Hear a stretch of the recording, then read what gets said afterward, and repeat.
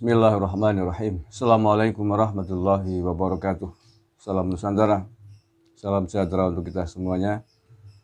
Saudara-saudaraku sebangsa setanah air yang saya cintai, saya banggakan.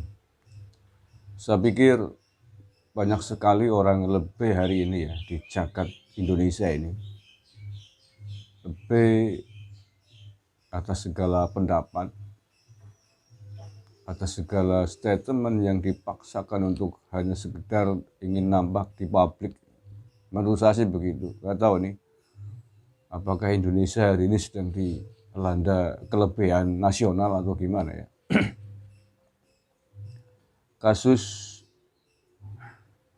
para santri yang sedang mengikuti antri vaksin dan menutup telinganya karena ada musik di ruangan itu, menurut saya juga lebay. Kemudian yang kedua, orang-orang yang berkomentar langsung menanggapi ini kelompok radikal juga lebay. Yang ketiga, orang-orang yang membela kelompok ini, pembelaan yang tidak melihat fakta proporsional yang sebenarnya juga lebay. Menurut saya lebay semuanya.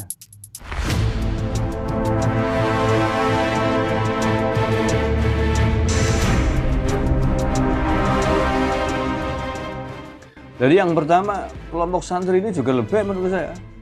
Apapun latar belakang, saya katakan lebay.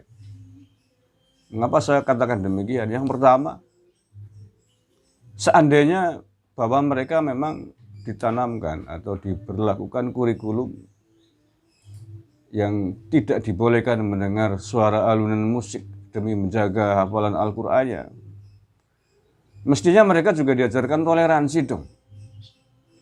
Karena itu di depan publik, di tempat lain, di tempat umum, bukan di pondoknya sendiri. Ini kan hanya toleransi.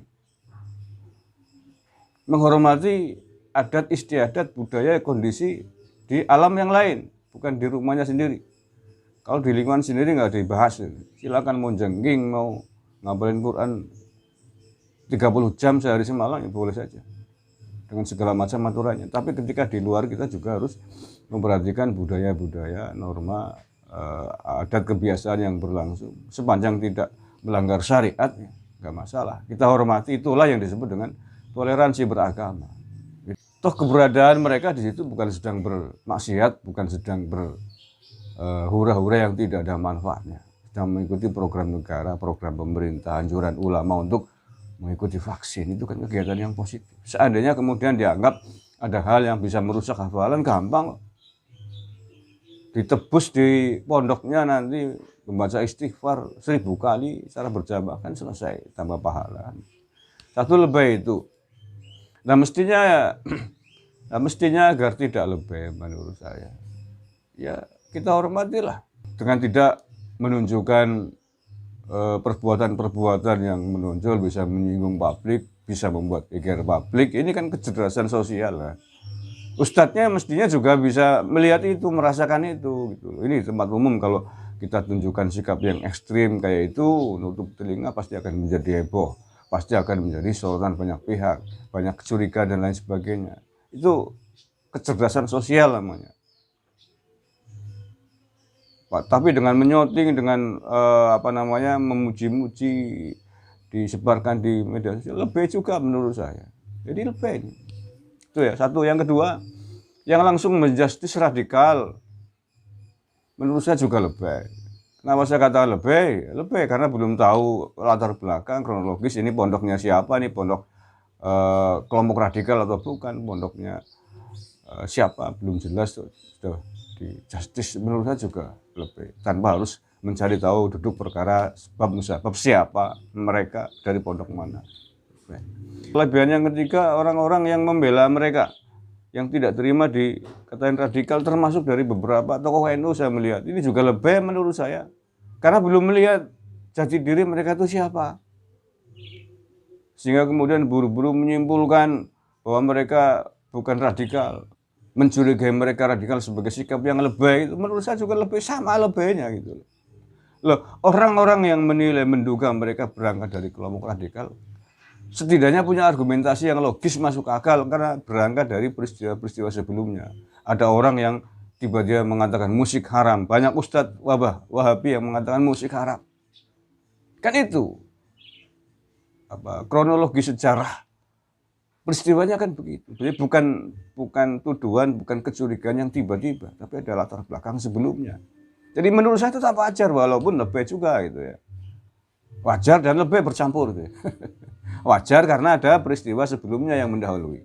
Ada gitaris yang mengatakan musik haram, ada Ustadz Wahabi haram, apa musik haram dengkul jeblok gitu. Sehingga kemudian ketika ada orang yang mengatakan mencurigai ini dari santri-santri dari kelompok radikal yang menutup musik di tempat vaksin, menurut saya wajar, bisa diterima. Gitu. Walaupun kemudian ketika langsung menjustis ini dari santri-santri ustadz radikal, lebih juga menurut saya, karena belum melihat secara detail. Nah, saya ulangi yang ketiga, kelebihan yang ketiga itu, kelompok-kelompok yang membela termasuk juga beberapa tokoh NU, saya lihat itu. Ini juga termasuk lebih juga, ya karena belum mengetahui. Kecuali sudah melakukan penelitian, investigasi terhadap mereka itu siapa. Dari pondok NU kah atau bukan gitu. Hanya sekedar sedang menjaga hafalan Quran. Ngomong begitu bisa diterima. Lalu belum melihat kok. Coba seandainya memang benar bahwa mereka itu lahir dari tahfidzul Quran, mahat tahfidz yang memang selama ini mengharamkan musik. Kan menurut saya kan tidak pada tempatnya. Menurut saya kan lebih kalau kemudian dibela ini sama saja memberikan karpet merah, menyuburkan eksistensi kelompok radikal, kan begitu. Mestinya tidak buru-buru asal menilai, asal membela gitu. Ya, kaderisasi NU jelas harus bisa melihat siapa kawan, siapa lawan. Masa lawan mau diberikan karpet merah, dukung-dukung. Nah, selama ini yang ikut membentengi NU dari serangan-serangan kelompok kadrun radikal itu siapa sih? Saya lihat bahkan justru banyak dari kelompok luar kok. Kalau mau jujur, kelompok-kelompok nasionalis kok. Dari kader-kadernya sendiri bisa dihitung dengan jari kok yang berani lantang di depan publik.